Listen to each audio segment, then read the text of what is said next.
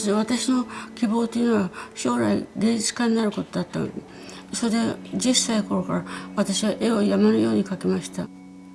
母が絵を描いてはいけない、お前は財閥の人と結婚して将来家庭の主婦になると言って私の絵の具だとかカンバスなどを取り上げてしまいました。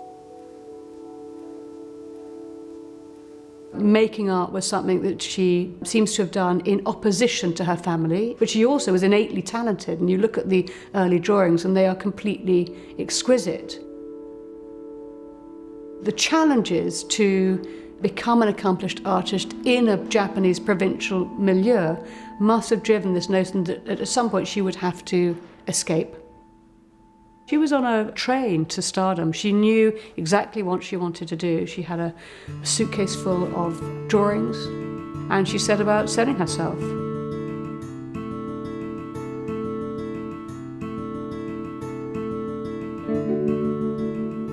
ニューヨークに着いた時に初めてエンパイアステートビルに乗って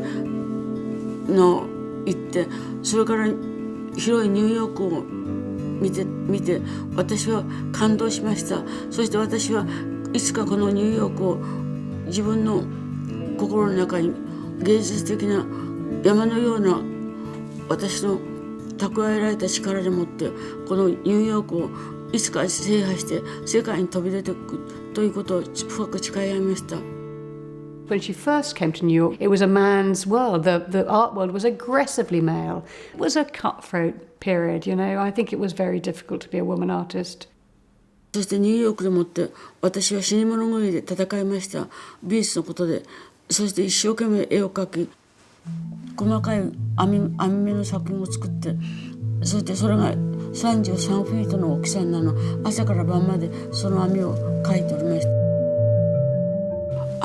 私がね絵を描いてるとね、そしてその絵がね床を見るとその絵がね発展してって、向こうを見るとね幻覚が来て、全部ね幻覚になって渦まって、それでね結局私はねエンバイロメンタル超芸術家としてね発展することになってました。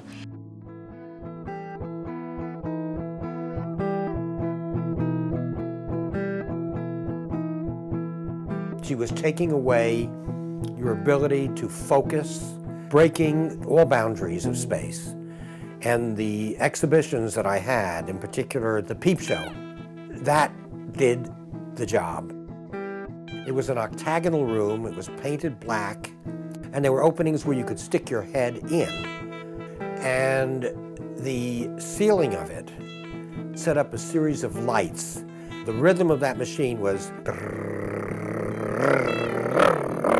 faster and faster.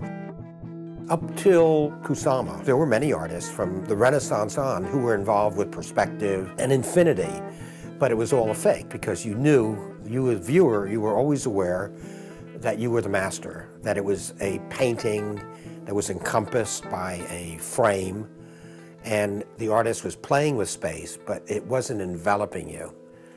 脅迫的に押し寄せてくる集積、弾痕の集積といったものは私の大いに興味を惹かれる作品のテーマであります。集積っていうのは宇宙の星が一つだけでは存在しなく、地球も一つだけ存在しなく、全宇宙星の集積であります。で、私たちも結局花を見るとそれと同じ花がいくつもいくつもつながっていて、それに対して追いかけていくとパニック状態に陥って、私自身その花を食べてしまう。それは結局体の調子が悪くてね、あまりにも絵描きすぎて、それで具合が悪くてこっちの方に来まして。To go back to Tokyo and to start from scratch again for Kusama was quite extraordinary, because she wasn't known there and she hadn't been recognised.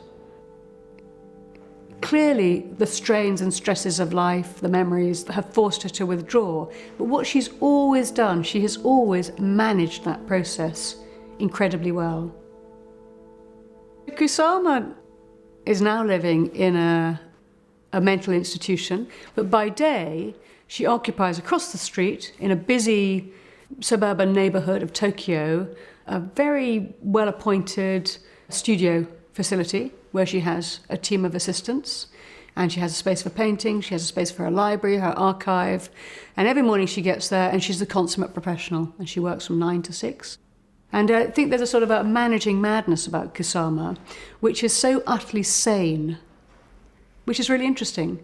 She's used her trauma, she's used these experiences in her past. She's been able to harness experiences that might drive other people insane to enormously productive ends.